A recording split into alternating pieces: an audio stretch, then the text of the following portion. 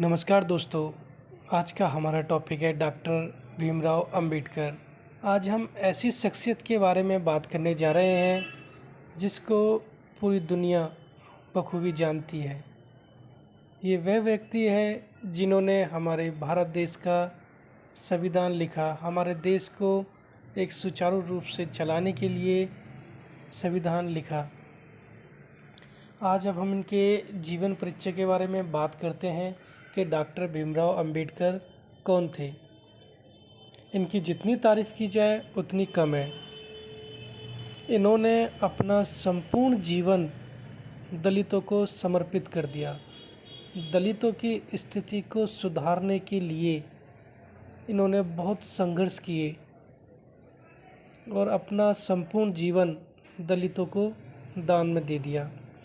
Doctor Bhimrao Ambedkar का जन्म 14 अप्रैल 1891 में हुआ था महू गांव में, जो कि इंदौर में है और इंदौर हमारा एमपी में पड़ता है। डॉक्टर भीमराव अंबेडकर की माता का नाम भीमबाई था और उनके पिताजी का नाम रामजी मालोजी सतपाल।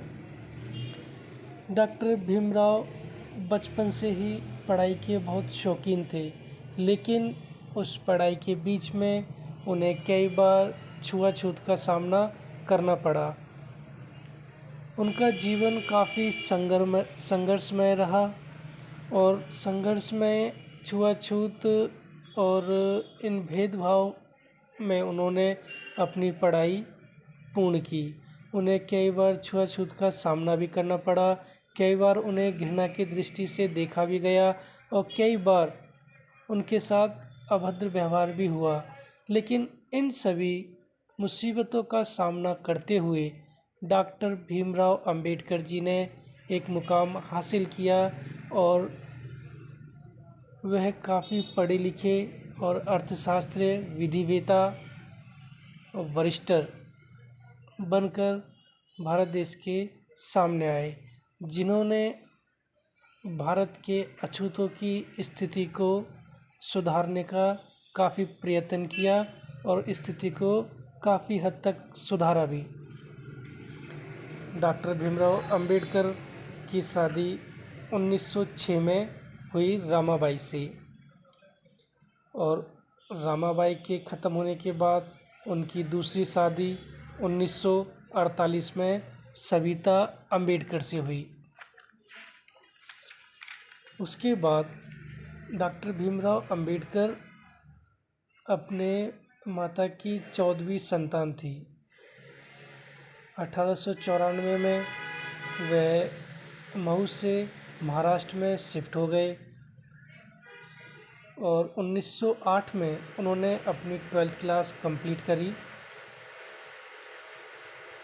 और उनकी स्थिति के बारे में अगर आप सुनोगे, बहुत दयनीय स्थिति उनकी पढ़ाई का जिस चीज़ में मतलब जिस तरीके से उन्होंने पढ़ाई की है, जितने संघर्ष उन्होंने पढ़ाई की है, वो एक काबिले तारीफ़ है।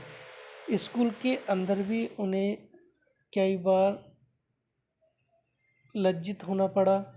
उनको टीचर जो अध्यापक थे उन पर कोई विशेष ध्यान नहीं दिया जाता था और उनकी कॉपियाँ भी दूर से ही चेक की जाती थी और जो स्कूल का चपरासी होता था वह उनको पानी ऊपर से पिलाता था और जब चपरासी स्कूल नहीं आता था, उसकी छुट्टी होती थी, तो उस टाइम पे कई बार उन्हें प्यासा भी रहना पड़ा।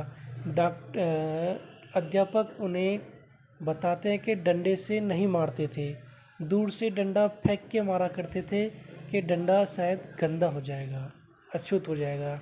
दोस्तों, आप समझ सकते हो कि किन मुसीबतों के अंदर डॉक्टर भीमराव अंबेडकर ने अपनी पढ़ाई संपूर्ण की थी। उसके बाद ये डॉक्टर भीमराव अंबेडकर पढ़ाई में बहुत अच्छे थे और काफ़ी अच्छे मार्क्स भी लाते थे। बड़ौदा के राजा साहेब जी से उन्हें स्कॉलरशिप मिली 25 रुपये की। वो 25 रुपये प्रति माह उनको मिलते थे और उन्होंने उन पैसों को जमा करके आगे की पढ़ाई करने के लिए अमेरिका चले गए। स्कॉलरशिप की पढ़ाई से अमेरिका से पढ़ाई कंप्लीट करके आने के बाद उन्हें बॉम्बे के गवर्नर ने Bombay central college of commerce में अर्थशास्त्री के प्रोफेसर बना दिए गए। वहाँ पे उन्होंने प्रोफेसर का कार्य किया और कुछ पैसे जमा करके उन्होंने अपनी पढ़ाई को और जारी रखा। उसके बाद पढ़ाई करने के लिए वह इंग्लैंड चले गए अपने खर्चे पर।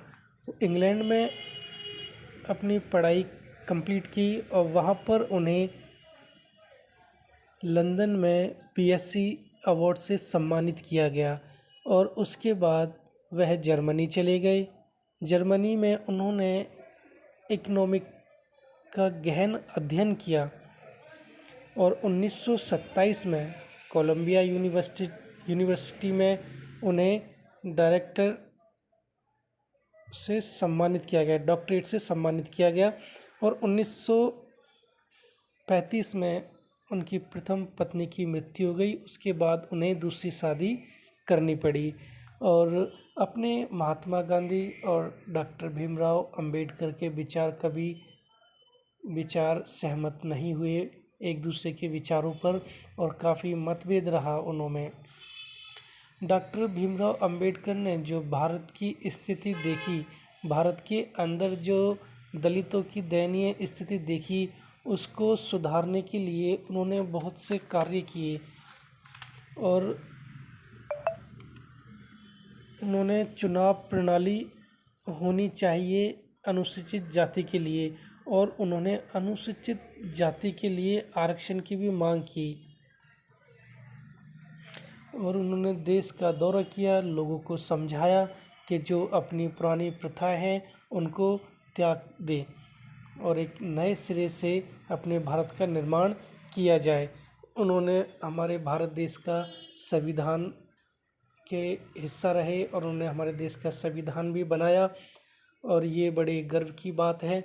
और आज अनुसूचित जाति को आरक्षण जो मिला हुआ है वह डॉक्टर भीमराव अंबेडकर की देन है और डॉक्टर भीमराव अंबेडकर को knowledge of symbol of knowledge के नाम से भी जाना जाता है और ये भारत रत्न से सम्मानित किए गए हैं।